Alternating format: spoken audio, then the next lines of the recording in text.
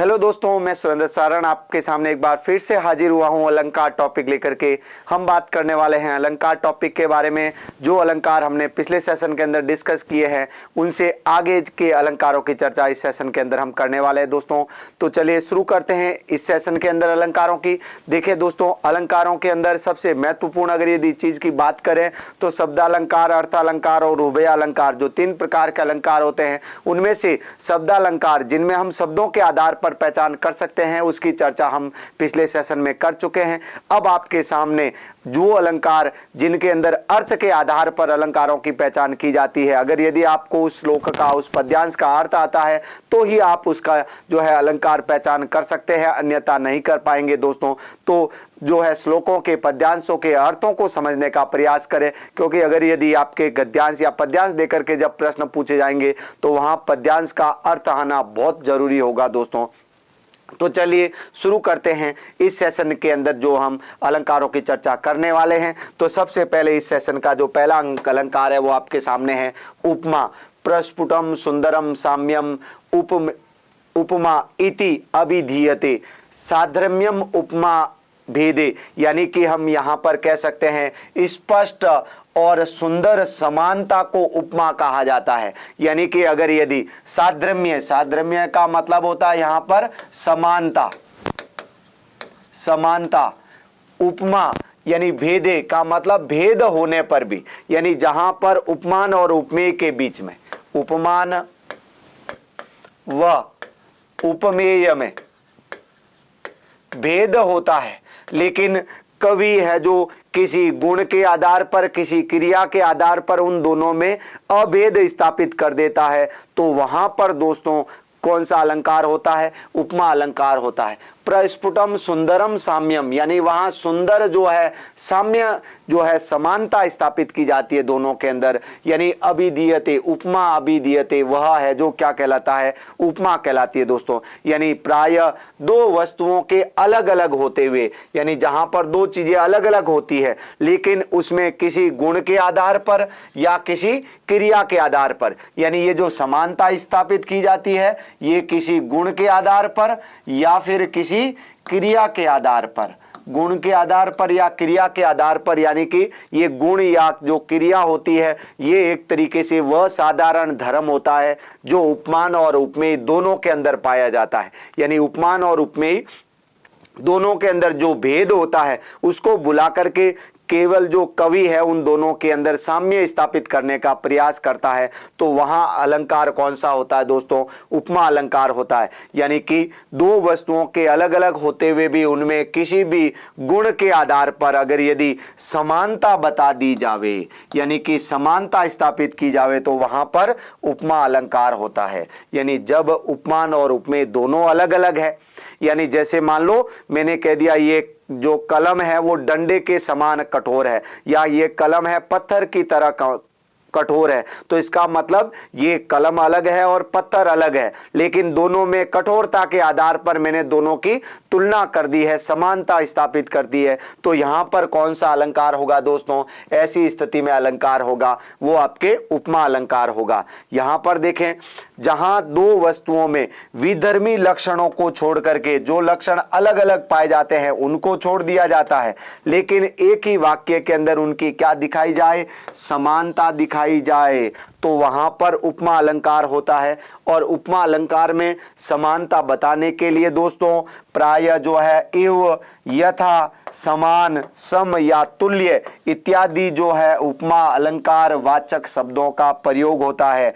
यानी ध्यान रखना, अगर यदि श्लोक में या पद्यांश में, श्लोक कह दें या पद्यांश कह दें, पद्यांश के अंदर ये जो शब्द अगर यदि प्रयुक्त हो तो वहां पर कौन सा अलंकार होगा? शब्द प्रयुक्त हो तो वहां पर कौन सा अलंकार होगा दोस्तों? जैसे इव है, यथा है, यानी जैसे यह की तरह, जैसे यह कलम पत्थर की तरह कठोर है, तो ये जो की तरह शब्द आया है ये जो है दोनों की समानता को बताने के लिए आया है। तो इव, यथा, समान, सम या तुल्य जो शब्द अगर यदि आ जाए तो वहां पे कौन सा अलंकार होता है दोस्तों? उपमा अलंकार होता है। यानी उपमा अलंकार के अंदर यहाँ पे आप जो है एक तरीके से उपमेय और उपमान यानी कि जो है उपमेय को उपमान की जो है उपमा दी जाती है दोस्तों, तो ये अलंकार कौन सा होता है? उपमा अलंकार होता है। उपमा अलंकार के मुख्य रूप से 4 अंग होते हैं, इसके 4 भाग होते हैं इसके। एक तो होता है उपमान, एक होता है उपमान, दूसरा होता है उपमेय। यानी कि उपमान का मतलब हम जिसकी उपमा देते हैं, उपमान का मतलब होगा जिसकी उपमा दी जाए, जिसकी उपमा दी जाए, और जिसको उपमा दी जाए वह उपमेय कहलाता दोस्तों। जिसको उपमा दी जाए, जिसको उपमा दी जाए, यदि कह दिया जाए कि जो है मुख चंद्रमा की तरह सुंदर है, तो यहाँ पर ये जो मुख को हम उपमा दे रहे हैं, तो इसका मतलब ये मुख क्या कहलाएगा? उपमेय कहलाएगा। और चंद्रमा की उपमा दे रहे हैं, इस वजह से चंद्रमा क्या कहलाएगा? यहाँ पर जो एक तरीके से उपमान कहलाएगा। और यहाँ पर हम कह सकते हैं जो सुंदरता एक ऐसा साधारण धर्म है जो उपमान और उपमेय दोनों में। आपने यहाँ पर जैसे कह दिया कि यह कलम या यह पेन जो है पत्थर की तरह कठोर है, तो ये कलम उपमेय है, पत्थर उपमान है, और इन दोनों में पाया जाने वाला जो साधारण धर्म है वो आपके कठोरता है, और वो उसी आधार पर तुलना की जाती है दोस्तों। यानी कि कठोरता पाए जाने वाला एक गुण है, इसके आधार पर दोनों में क्या की जा रही है? समानता स्थापित की जा रही है। तो वहां पर कौन सा अलंकार होगा? उपमान, उपमा अलंकार होगा। तो इसके 4 अंग होते हैं। एक तो उपमान, उपमान किसको कहते हैं? जिसकी उपमा दी जाती है, यानी हम कह सकते हैं जिसके साथ तुलना की जाए। और उपमेय किसको कहा जाए? उपमेय है जिसको हम उपमा देते हैं। जैसे अभी मैंने यहाँ पर आपके सामने बताया, तो एक तरीके से हम कह सकते हैं चंद्रमा, ये जो है ये उपमान है। यहाँ पर अपन कह सकते हैं जो मुख है वो उपमेय है, और साधारण धर्म ये जो सुंदरता है, यानी मैंने कहा मुख जो है चंद्रमा के समान सुंदर है या चंद्रमा की तरह सुंदर है, तो यहाँ पर जो है साधारण धर्म जो दोनों में पाया जा रहा है, मुख और चंद्रमा दोनों में सुंदरता पाई जा रही है। और जो समान या मैंने कह दिया की तरह, ये जो की तरह है ये आपके उपमान वाचक शब्द है। इससे पता चल रहा है कि यहाँ पर दोनों में समानता स्थापित की गई है। याद यहाँ पर अलंकार कौन सा है? उपमा अलंकार। ये हिंदी की बात की है मैंने दोस्तों। संस्कृत की यदि बात करें तो हम उपमान और उपमेय का आपको पता चल गया होगा। देखिए दोस्तों, यहां पर मैं अलग बता देता हूं कि हम उपमान किसको कहते हैं, उपमान किसको कहते हैं और उपमेय किसको कहा जाता है। ये दोनों चीजें बार बार आएगी, इसलिए यहां पर मैं बता रहा हूं आपके सामने कि उपमेय किसको कहा जाता है, यानी हम जिसको उपमा देते हैं, जिसको उपमा देते हैं, जिसको उपमा देते हैं, यानी हम जिसकी तुलना करते हैं, तो वह जो है उपमा, जिसको उपमा देते हैं वह क्या कहलाएगा? उपमेय कहलाएगा। और उपमान यानी हम यहाँ पे कह सकते हैं जिसकी उपमा दी जाती है, जिसकी उपमा दी जाती है, जिसकी उपमा दी जाती है। तो यहाँ पर एक तरीके से 2 उदाहरणों के माध्यम से समझे दोस्तों। पहला उदाहरण और दूसरा उदाहरण, यहाँ पर एक तरीके से मैं 2 उदाहरणों के माध्यम से आपको उपमान और उपमेय क्या होता है समझाना चाह रहा हूँ। जैसे मान लो मैंने पहला उदाहरण बोला, यह जो पेन है या कलम है पत्थर की तरह कठोर है, तो यहाँ पर ये जो मैं किसको उपमा दे रहा हूँ? कलम को उपमा दे रहा हूँ। तो इसका मतलब ये जो कलम है, ये यहाँ पर कलम एक तरीके से आपके क्या कहलाएगा दोस्तों? कलम उपमेय कहलाएगा। ये कलम क्या कहलाएगी? उपमेय कहलाएगा। और यहाँ पर मैंने किसके साथ में इसको कलम को उपमा किसकी दी है? पत्थर की। तो ये पत्थर क्या कहलाएगा? उपमान कहलाएगा। यानी कलम उपमेय है तो पत्थर उपमान है। कठोरता जो वह धर्म है जो इन दोनों में विस्थापित है, इन दोनों के अंदर साथ में समानता स्थापित कर रहा है। फिर दूसरा उदाहरण देखें। दूसरा उदाहरण मैंने बोला कि उसका मुख चंद्रमा की तरह सुंदर है। तो ये जो मैंने आपके यहाँ पर वाक्य बोला है, उसका मुख यानी जो मुख है मैं इसको उपमा दे रहा हूं, तो यानी कि यहाँ पर मुख क्या कहलाएगा? उपमेय कहलाएगा। क्या कहलाएगा? उपमेय। किसकी उपमा दे रहा हूं? चंद्रमा की। तो यहाँ चंद्रमा क्या कहलाएगा? उपमान कहलाएगा दोस्तों। चंद्रमा क्या कहलाएगा, उपमान। और यहाँ पर इन दोनों में पाया जाने वाला गुण कौन सा है, तो सुंदरता ऐसा गुण है जो इन दोनों में पाया जाता है। तो इसका मतलब है दोनों में सुंदरता के आधार पर क्या स्थापित करने का प्रयास किया गया, यानी चंद्रमा बहुत अलग चीज है और मुख बहुत अलग चीज है। ये कलम अलग चीज है, अलग काम आती है, और पत्थर अलग काम आता है। यानी इसकी जो एक तरीके से हम इसके विभिन्नता वाले गुण हैं उनको भुला करके कठोरता के आधार पर मैंने दोनों को समान बताने का प्रयास किया। यहाँ मुख बहुत अलग है और चंद्रमा अलग है, ये दोनों ही अलग अलग है, लेकिन यहाँ सुंदरता के आधार पर मैंने इन दोनों को एक बताने का प्रयास किया। तो ऐसी स्थिति में अलंकार कौन सा होता है दोस्तों, उपमा अलंकार होता है। तो यहाँ पर तीसरी चीज है यहाँ पर तो उपमान और उपमेय। इसके अलावा जो तीसरा अंग है वो साधारण धर्म, यानी कि साधारण धर्म यानी जिस गुण के आधार पर या जिस क्रिया के आधार पर हम दोनों में समानता स्थापित करेंगे, गुण या क्रिया जिसके आधार पर समानता बताई जाएगी, जिसके आधार पर समानता बताई जाए, समानता बताई जाए, तो वो जो है आपके गुण या क्रिया क्या कहलाई जाएगी दोस्तों, साधारण धर्म कहलाया जाएगा। तो साधारण धर्म जो है एक तरीके से, जैसे अभी मैंने आपके दो उदाहरण बताए, उनमें जो एक तरीके से सुंदरता और दूसरा कठोरता, जो साधारण धर्म है जो दोनों में पाया जाता है, ये जो साधारण धर्म है ये उपमान और उपमेय में समान रहने वाला, उपमान और उपमेय इन दोनों में पाया जाता है, तो वह साधारण धर्म कहलाता है दोस्तों। फिर है उपमानवाचक शब्द, यानी सादृश्य को बताने वाले, समानता को बताने वाले शब्द, समानता को बताने वाले शब्द, समानता को बताने वाले शब्द, जैसे इव, यथा, समान, सम और तुल्य, ये समानता को बताने वाले शब्द है दोस्तों, ये आपके उपमानवाचक शब्द कहलाते हैं। नेक्स्ट बात करें तो नेक्स्ट यहाँ पर दोस्तों इसके उदाहरण देखें। यहाँ पे शरणाद प्रबोधम आयाति, लंघ्यते तमसा पुनः, निर्वास्यत प्रदीपस्य शिखेव जरतो मति, यानी जरतो मति, जरतो मति, जरत यानी बूढ़ापा, मति यानी कि बुद्धि, यानी कि बूढ़े व्यक्ति की बुद्धि, जरन मति, यहाँ पर जरन मति, जरन मति यानी बूढ़े व्यक्ति की जो बुद्धि है उसका, और दूसरा प्रदीप शिखा यानी कि दीपक की शिखा, निर्वास्यत, निर्वास्यत का मतलब बुझते हुए दीपक, यहाँ पर निर्वास्यत का मतलब है बुझते हुए, बुझते हुए दीपक की शिखा यानी लौ, दीपक की लौ।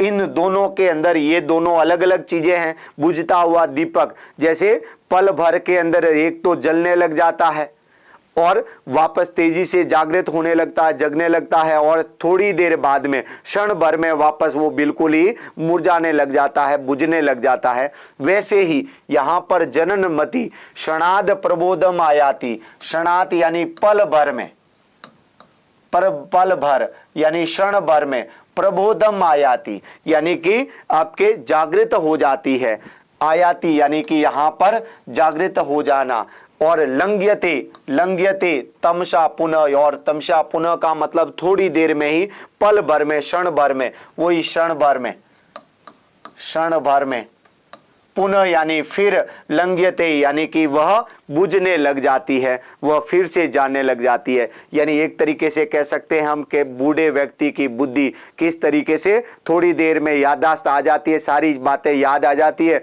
और थोड़ी देर में ही वो सारी बातें भूल जाते हैं। वैसे ही जिस प्रकार से बुझते हुए दीपक की लौ, आपने लास्ट में जो है बुझता हुआ दीपक जो है रुक रुक करके जलते हुए आपने देखा होगा, थोड़ी देर में तो वो पूरा जलने लग जाता है और थोड़ी देर में पूरी तरीके से वह बुझा हुआ सा प्रतीत होने लगता है। वैसे ही बूढ़े व्यक्ति की जो बुद्धि है, तो इसका मतलब है यहाँ पर एक तरीके से यहाँ जो है उपमेय, तो यहाँ उपमेय कौन है, जरनमति, ये उपमेय है।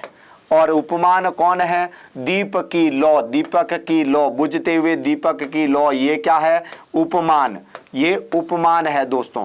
यहाँ पर देखें ये जो है प्रबोधम आयाति, आयाति क्षण भर में वापस जागृत हो जाती है, यानी कि एकदम से सही हो जाती है, सारी चीजें याद आ जाती है। तो ये आयाति और लंघ्यते ये दोनों ही क्रियापद ऐसे हैं। लंघ्यते यानी पुनः वापस एक तरीके से चली जाती है, बुझ जाती है, तो या भूल जाती है। तो ये दोनों में वह गुण है, ये दोनों ही क्रिया ऐसी है जो दोनों के अंदर पाई जाती है। तो ये साधारण धर्म है, ये साधारण धर्म है जो दोनों में पाया जाता है। आयाति और लंघ्यते ये साधारण धर्म है दोस्तों, जो दोनों के अंदर एक तो उपमेय में और दूसरा उपमान दोनों में पाया जाता है। और इसके अलावा इव, ये जो इव है ये उपमावाचक शब्द है, उपमावाचक शब्द, उपमावाचक शब्द है दोस्तों। तो यहाँ पर देखो ऐसे उदाहरण देकर के पूछा भी जा सकता है। क्षणाद प्रबोधम आयाति लंघ्यते तमसा पुनः निर्वास्यत प्रदीपस्य शिखेव जरतो मति। ये इस प्रकार से उदाहरण देकर के पूछा जा सकता है कि यहाँ पर कौन सा अलंकार है, या उपमान कौन है, या उपमेय कौन है, या यहाँ पर साधारण धर्म कौन सा है, या फिर आपके उपमानवाचक शब्द कौन सा है। देखें दूसरा उदाहरण, ये आपके उदाहरण नंबर 1, उदाहरण नंबर दूसरा। तस्या मुखम यानी उसका मुख कलमम इव सुंदरम अस्ति, उसका मुख कमल के समान, कमलम इव यानी कमल की तरह सुंदर है। तो उसका मुख, ये जो मुख है ये क्या कहलाएगा दोस्तों, उपमेय कहलाएगा। और ये जो है कमल है ये क्या कहलाएगा, उपमान कहलाएगा।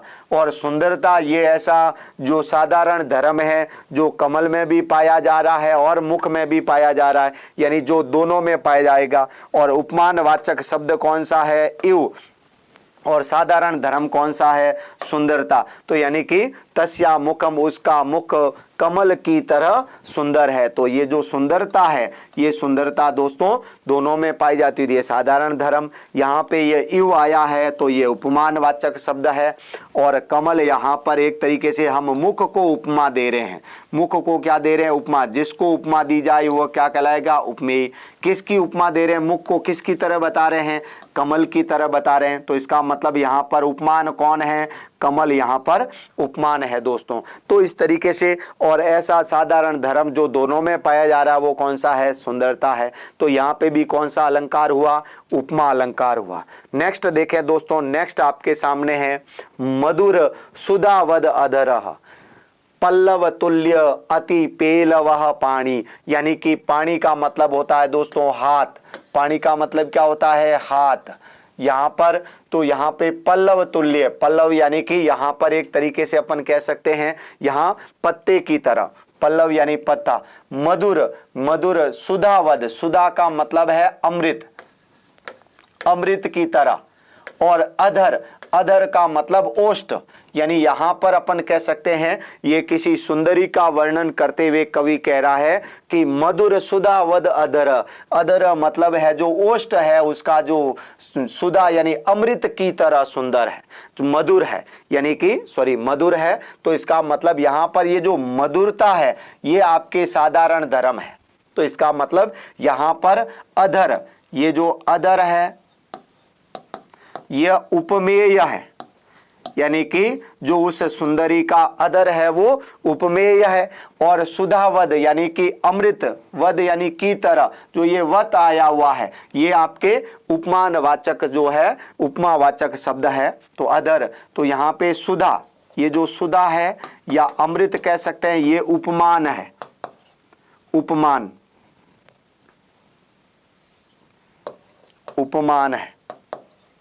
फिर यहां पर जो मधुरता है ये साधारण धर्म है, मधुरता, यानी ये मधुरता जो है ये आपके साधारण धर्म है जो दोनों में पाया जा रहा है। ये ऐसा गुण है, साधारण धर्म ये एक गुण है जिसके आधार पर दोनों में समानता स्थापित की जा रही है। तो यहां पर ये जो है उपमा अलंकार का प्रयोग हुआ है।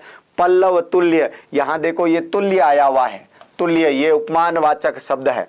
यहाँ पर उपमानवाचक शब्द, उपमावाचक शब्द सॉरी, उपमावाचक शब्द, उपमावाचक शब्द कौन सा आया हुआ है, तुल्य आया हुआ है, उपमावाचक शब्द। और पल्लव तुल्य अति पेलवा, पेलवा का मतलब कोमल, यहाँ पर है कोमल, कोमल। और सुंदर हम कह सकते हैं यहाँ पर ये एक तरीके से पानी यानी हाथ। तो यहाँ पर आपके इस दूसरे के अंदर भी यहाँ पे देखो ये तुल्य आया हुआ है, ये उपमावाचक शब्द है, ये पानी यानी हाथ यहाँ पर उपमेय है। उपमेय क्या है इसके अंदर? उपमेय। उपमेय यहाँ पर है हाथ, उपमान है यहाँ पर पल्लव, और तुल्य है वो उपमावाचक शब्द है। और साधारण धर्म यहाँ पर जो है, साधारण धर्म कौन सा है या गुण कौन सा है? साधारण धर्म या जो गुण कौन सा है जो दोनों में पाया जाएगा वो है कोमलता, पेलव, यानी कि यहाँ पर कोमलता है जो दोनों में पाई जा रही है। यहाँ पे वापस अर्थ बता देता हूँ, देखिए यहाँ नीचे लिखा हुआ है उस सुंदरी का अदर, अदर यानी होठ अमृत की तरह मधुर, अमृत की तरह मीठा है। हाथ पल्लव की तरह सुकुमार या कोमल हाथ है, यानी जो है हाथ को जो है उपमान किसके साथ में तुलना की गई है? समानता, पत्तों के साथ में समानता स्थापित की गई है इसके अंदर। यहाँ पर हाथ और पल्लव की समानता स्थापित की गई है कोमलता के आधार पर। यहाँ पर है जो आपके अमृत और अधर की जो है समानता स्थापित की गई है मधुरता के आधार पर। तो यहाँ पे एक की दूसरे के साथ में जो है ये मधुरता अलग, अमृत अलग है और अधर अलग है, लेकिन दोनों में पाया जाने वाला जो साधारण धर्म है मधुरता, उसके आधार पर दोनों को समान बताने का प्रयास किया कवि ने। यहाँ पर देखें हाथ अलग है और पत्ता बिल्कुल अलग है, ये दोनों अलग अलग चीजें हैं, उपमान और उपमेय, लेकिन दोनों के कोमलता के आधार पर, सुंदरता के आधार पर कवि ने दोनों के अंदर समानता स्थापित करने का प्रयास किया है, एक दूसरे के समान बताने का प्रयास किया है, एक की दूसरे के साथ में उपमा स्थापित की है। तो वहां पर कौन सा अलंकार हुआ? उपमा अलंकार हुआ दोस्तों। ठीक है, इन उदाहरणों के माध्यम से हमने समझा। नेक्स्ट यहाँ पे ये दे रखा है, मुखम इंदु यथा पाणी पल्लवेन समाप्य वाच सुधा इव ओष्ठते बिंब तुल्ये मन अस्मवत। यहाँ पे हे प्रिय तुम्हारा मुख चंद्रमा की भांति। तो यहाँ पे मुख और चंद्रमा की दोनों की समानता स्थापित की जा रही है। तुम्हारा हाथ पल्लव के समान, यानी कि हाथ और पल्लव की समानता स्थापित की जा रही है। मुख और चंद्रमा, यहाँ पे मुख उपमेय है, चंद्रमा उपमान है। यहाँ पर हाथ उपमेय है, पल्लव उपमान है। तुम्हारी वाणी अमृत की तरह, यानी वाणी और अमृत के अंदर समानता स्थापित की जा रही है। तो यहाँ पे ये वाणी उपमेय है और अमृत यहाँ पर उपमान है। तुम्हारे ओष्ठ बिंब की तरह, तो यानी यहाँ पर जो है ओष्ठ आपके एक तरीके से कह सकते हैं उपमेय और बिंब क्या है? उपमान। और यहाँ पर किंतु तुम्हारा मन पत्थर की तरह है, तो इसका मतलब यहाँ पर मन उपमेय है और पत्थर क्या है? उपमान है। इस आधार पर यहाँ पे भी कौन सा अलंकार होता है दोस्तों? उपमा अलंकार होता है। नेक्स्ट बात करें यहाँ पर रूपक अलंकार की। रूपक अलंकार, रूपकम रूपी तारो उपाद विषय निरपहोय तद रूपकम भेदो उपमान उपमेयो तद रूपकम अभेदो उपमान उपमेयो, यानी कि सामान्यतः उपमान और उपमेय अलग अलग होते हैं। उपमान और उपमेय दोनों चीजें क्या होती है? अलग अलग। जैसे अभी मैंने यहाँ पे आपके सामने उदाहरणों में बताया था कि अगर यदि मुख और चंद्रमा है तो दोनों अलग अलग चीज है, हाथ और पत्ता है तो दोनों अलग अलग चीज है। उपमान और उपमेय दोनों अलग अलग होते हैं। रूपकम रूपितार, ये रूपित आरोपाद, यहाँ पर रूपकम रूपित आरोपाद विषय निरपहवे, यानी कि जो यहाँ पर एक तरीके से हम कह सकते हैं उपमान का उपमेय पर, उपमान का उपमेय पर आरोप कर दिया जाता है, आरोप कर दिया जाता है। तो वहां पर कौन सा अलंकार होता है दोस्तों? वहां पर रूपक अलंकार होता है, यानी कि हम जो है उपमेय को उपमान बता देते हैं। उपमेय को उपमान दोनों अलग अलग होते हैं, तो वहां पर तद रूपकम अभेदो, यानी जब उपमान और उपमेय में अभेद कर दिया जाता है, दोनों अलग अलग होते हैं, दोनों में भेद होता है, लेकिन यदि उपमान और उपमेय में अभेद कर दिया जाए, दोनों को एक ही बता दिया जाए, यानी कि हम क्या करते हैं? उपमेय को उपमेय को क्या बता देते हैं, उपमान बता दिया जाता है। जब उपमेय को उपमान बता दिया जाता है, उपमान बता दिया जाता है, बताया जाता है, तो वहां पर कौन सा अलंकार होता है दोस्तों, रूपक अलंकार होता है। यहां पर रूपक अलंकार होता है। उपमान द्वारा उपमेय पर आरोपण किया जाता है, यानी कि उपमान द्वारा उपमेय पर क्या किया जाता है, आरोपण। ध्यान रखना, जब उपमान और उपमेय में अभेद कर दिया जाए, दोनों को एक ही बता दिया जाए, तो वहां पर आपके अलंकार कौन सा होगा, रूपक अलंकार। अर्थात उपमान और उपमेय के रूप में, यानी उपमेय का हम क्या करते हैं, उपमान के रूप में, उपमेय का उपमान के रूप में हम यहाँ पर उल्लेख करते हैं, तो वहाँ पर जो है उपमान उपमेय के रूप में बोला जाता है। ऐसा जो है स्थिति है वो कौन से अलंकार में होती है दोस्तों, रूपक अलंकार होता है ऐसे पद्यांशों के अंदर।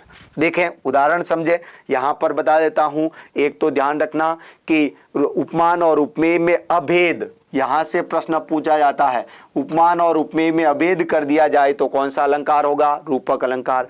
दूसरा यहां पर पूछ ले कि जो है उपमान का उपमेय पर आरोप कर दिया जाए, आरोप के विषय में कौन सा अलंकार होता है, रूपक अलंकार। उपमान का उपमेय पर आरोप, यहाँ पे ध्यान रखें, उपमान का उपमेय पर आरोप, यानी कि एक तरीके से हम कह सकते हैं, हम एक तो बोले कि मुख चंद्रमा की तरह सुंदर है, तो ये तो तुलना हुई, मैंने कह दिया मुख चंद्रमा है, मुख चंद्रमा है, तो यहां पर एक ने आपने क्या किया, मुख को मुख नहीं बता के क्या बता दिया, चंद्रमा बता दिया, उसके ऊपर आरोप कर दिया, तो वहां पर कौन सा अलंकार हुआ दोस्तों, रूपक अलंकार हुआ।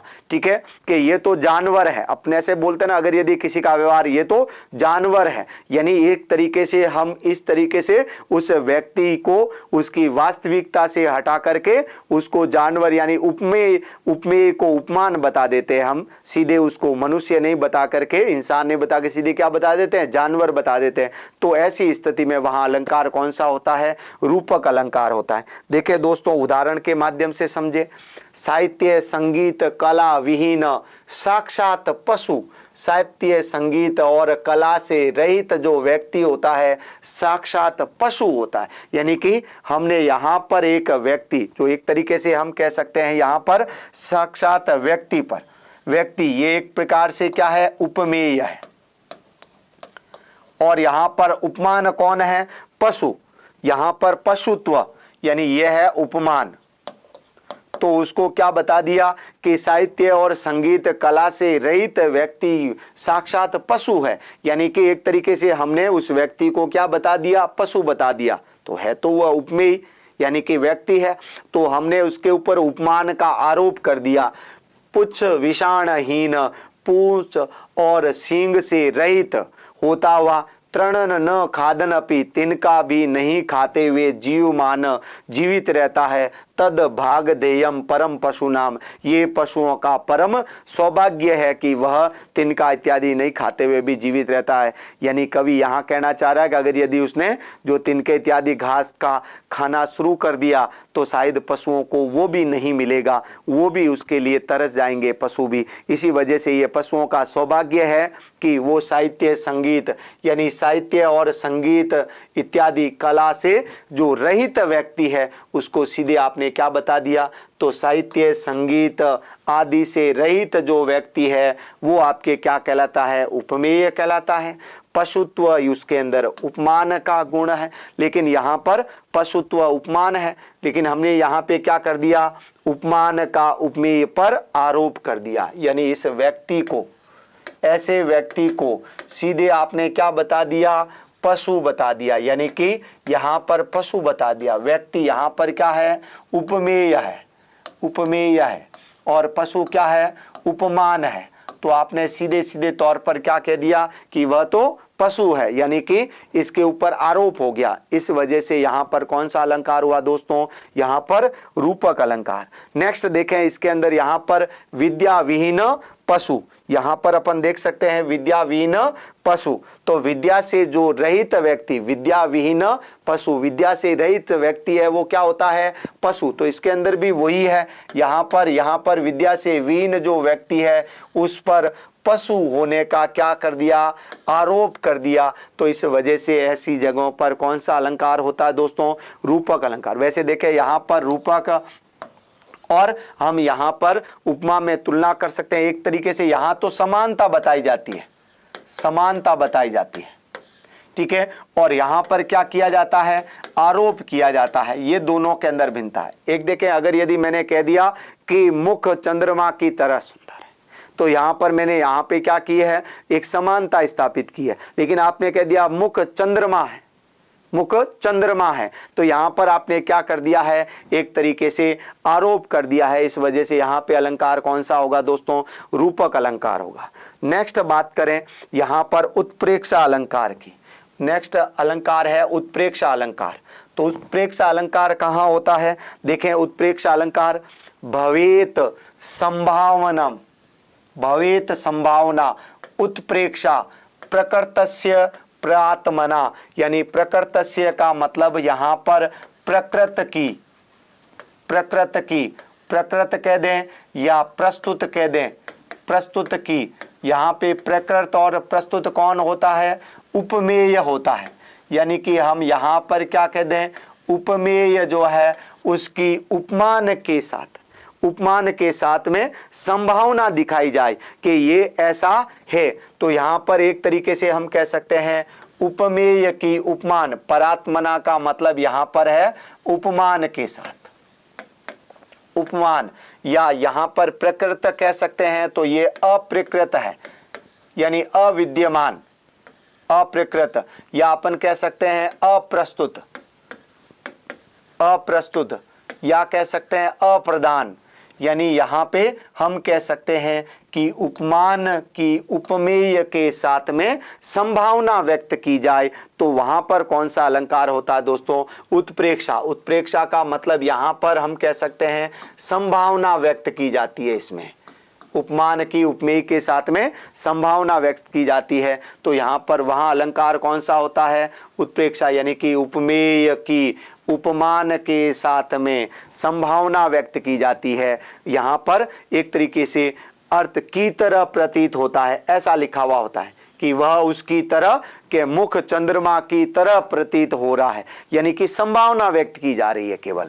तो यहाँ पर मुख चंद्रमा की तरह लग रहा है, ऐसी स्थिति में अगर यदि बताया जाए, या फिर मैंने कहा की तरह सा है, मुख चंद्रमा की तरह सा है, या मुख चंद्रमा की तरह दिखाई दे रहा है, ऐसा बताया जाए, दोनों में समानता, मुख चंद्रमा के समान सुंदर है, ये आपके उपमा अलंकार हो गया दोस्तों। और आपने कह दिया यहाँ पर मुख चंद्रमा की तरह प्रतीत हो रहा है, तो इसका मतलब यहाँ पे क्या कर दिया आपने, संभावना व्यक्त कर दी। तो कौन सा अलंकार होगा, उत्प्रेक्षा अलंकार होगा। यहाँ पर संस्कृत के अंदर इव, मन्ये, संके, ध्रुवम, प्राय, नूनम इत्यादि शब्दों का प्रयोग होता है। ध्यान रखना, यहाँ पर इव है या फिर संके है, ध्रुवम है, नूनम है, प्राय, ये सारे इत्यादि शब्द यहाँ पे मन्ये, संके, ध्रुवम, प्राय, नूनम, इति, एवं, आदय, ये जो शब्द है इत्यादि शब्दों से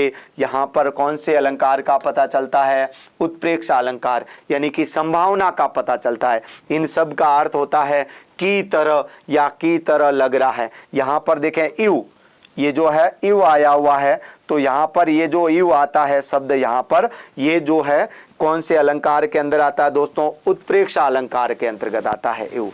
ये आपके यहाँ पर कह सकते हैं, एक को हम उपमेय को किसकी तरह बताते हैं, उपमान की तरह बताते हैं, वहां संभावना व्यक्त कर रही है, तो वहां पर आपके उत्प्रेक्षा अलंकार होता है। जैसे यहाँ पे दे रखा उदाहरण में आप समझे दोस्तों उत्प्रेक्षा अलंकार को।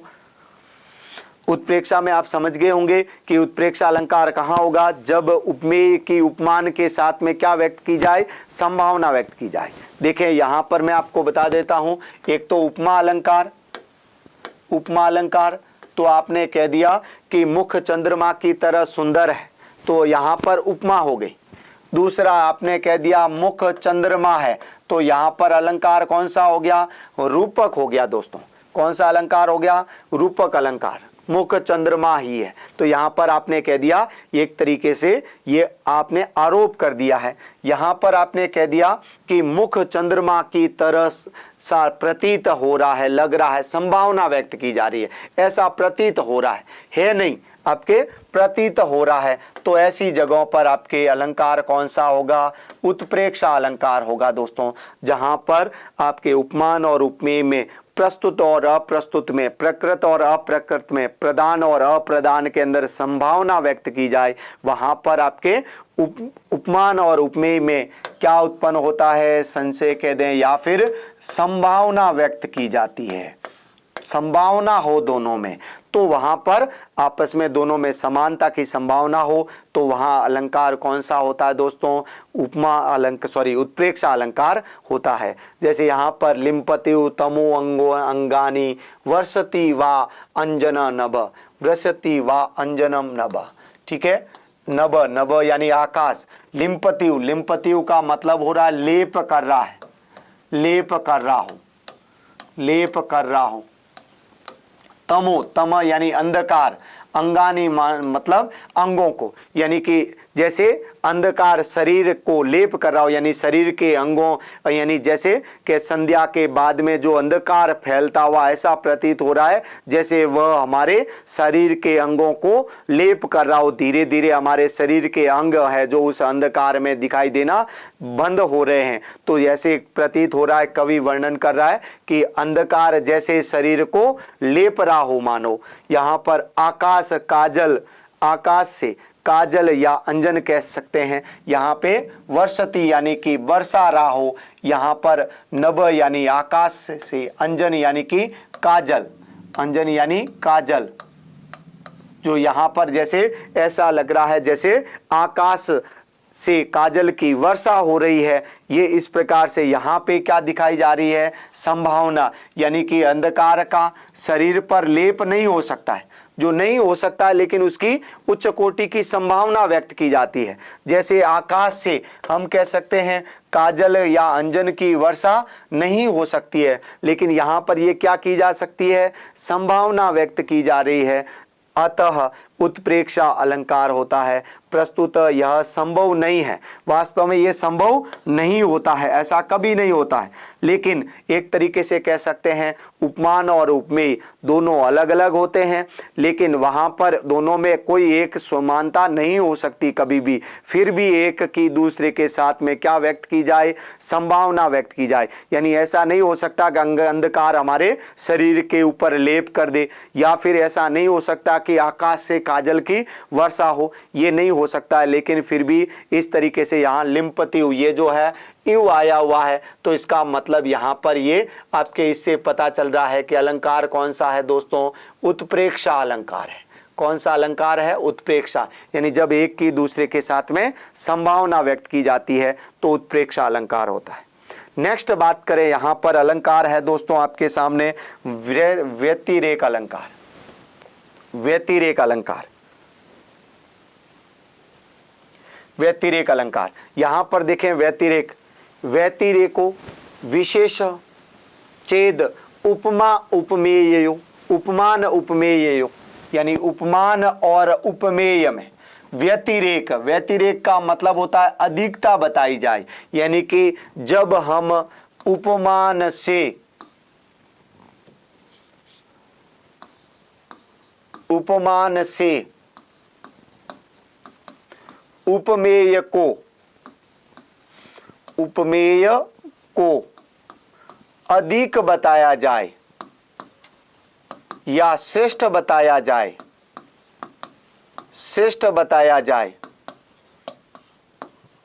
तो वहां पर कौन सा अलंकार होगा दोस्तों? वहां पर आपके व्यतिरेक अलंकार होता है, जहां उपमान का उपमेय से या उपमेय का उपमान से विशेष वर्णन किया जाए, अधिक्य बताया जाए। यानी कि यहां पर हम कह सकते हैं उपमेय का उपमान से या फिर उपमान का उपमेय से, एक दूसरे का, दोनों में से किसी का भी हो सकता है, लेकिन अधिकतर जो है उपमेय का किया जा सकता है, उपमान का भी किया जा सकता है। तो यहां पर जब हम उपमान से यानी कि एक तरीके से मैं उदाहरण वही लेते हुए आपको समझाने की कोशिश कर रहा हूं कि जब हम चंद्रमा से भी मुख को ज्यादा अच्छा बता देते हैं तो यहां पर उपमान से उपमेय का अधिक वर्णन किया जाए, श्रेष्ठ वर्णन किया जाए, वहां पर कौन सा अलंकार होता है? व्यतिरेक। व्यतिरेक का मतलब होता है बड़ा चढ़ा करके कहना। यहां पर हम उपमेय को, कवि यहां पर क्या करता है? उपमेय को बड़ा चढ़ा करके बताता है। उपमेय को क्या बताता है? श्रेष्ठ बताता है, उपमान से श्रेष्ठ बताता है। तो यहाँ एक से दूसरे का क्या दिखाया जाता है? आधिक्य दिखाया जाता है, श्रेष्ठता दिखाई जाती है। तो वहां पर कौन सा अलंकार होगा? व्यतिरेक अलंकार होगा। कभी कभी न्यूनता भी दिखाई जा सकती है तो भी वहां पर कौन सा अलंकार हो सकता है, लेकिन अधिकतर क्या दिखाई जाती है? अधिकता, श्रेष्ठता दिखाई जाती है उपमान की, उपमेय से। तो वहां पर आपके अलंकार कौन सा होता है? व्यतिरेक अलंकार। जैसे उदाहरण से समझे दोस्तों, यहां पर दिशि मंदायते तेजो दक्षिण श्याम, यानी दक्षिण श्याम का मतलब दक्षिण दिशा में, सॉरी दक्षिण श्याम, यानी दक्षिण श्याम का मतलब दक्षिण दिशा में।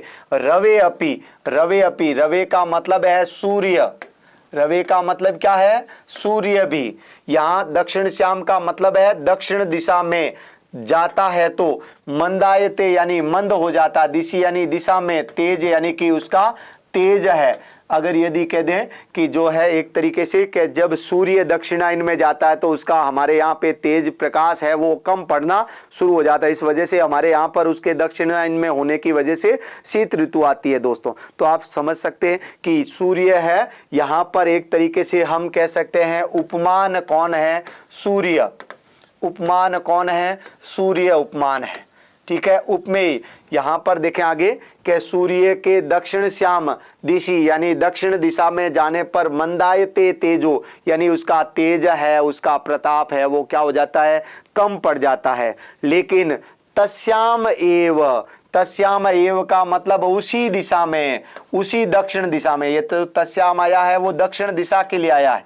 उसी दक्षिण दिशा में रघु यानी कि रघु से पांड्या प्रतापम न विषय हीरे, यानी कि जो है पांड्य लोग, पांड्या का मतलब है पांड्य लोग, पांड्य लोग, ये जो है रघु के प्रताप को न विषय हीरे यानी कि सहन नहीं कर सके, सहन नहीं कर सके। न विषय हीरे का मतलब है सहन नहीं कर सके, यानी कि नहीं कर सके, सहन नहीं कर सके।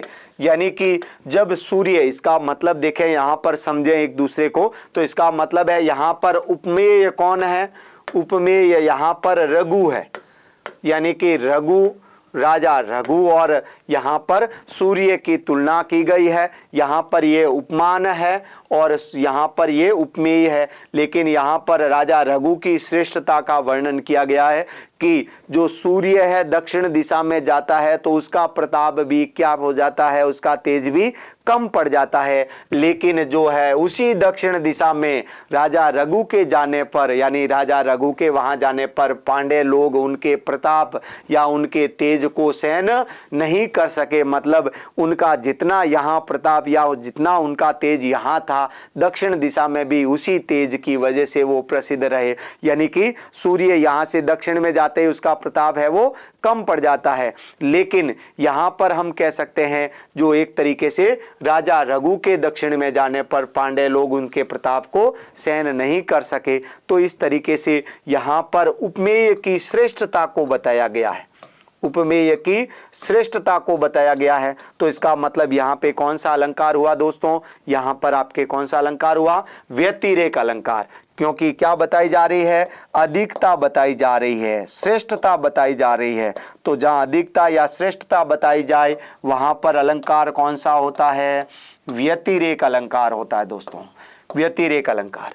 अब देखें नेक्स्ट अलंकार आपके सामने है स्वाभावोक्ति अलंकार, यानी कि जिसमें स्वाभाविक कथन कहा गया हो वही अलंकार कौन सा होगा? यानी स्वाभावोक्ति अलंकार होगा। स्वाभावोक्ति उरूह अर्थ, यहाँ पे दुरूह अर्थ स्वक्रिया रूप वर्णनम, यानी कि स्वभावोक्ति दुरूह। देखिए यहां पर स्वभावोक्ति दुरूह अर्थ स्वक्रिया रूप वर्णनम, यानी कि स्वक्रिया रूप वर्णनम। यहां पर अपन कह सकते हैं कवि द्वारा विदित दुरूह, स्वभावोक्ति दुरूह, वस्तुओं का यथावत, दुरूह यानी कि जिनको हम एक तरीके से हमारे सामने प्रस्तुत नहीं देख सकते हैं, लेकिन जिनका देखना या जिनका दृश्य हमारे लिए कठिन होता है, जो घटना है वो जो घटी है उस समय हम उपस्थित नहीं थे, तो केवल कवि द्वारा विदित कोई घटी हुई या दुरूह जो कठिन वस्तुएं हैं उनका यथावत स्वाभाविक वर्णन करने पर कौन सा अलंकार होता है दोस्तों? स्वभावोक्ति अलंकार होता है। यानी कि एक तरीके से कह सकते हैं स्वभावोक्ति दुरूह अर्थ स्वक्रिया रूप वर्णनम, यानी कि स्वक्रिया उसके अर्थ का स्वाभाविक वर्णन हो, स्वाभाविक वर्णन हो,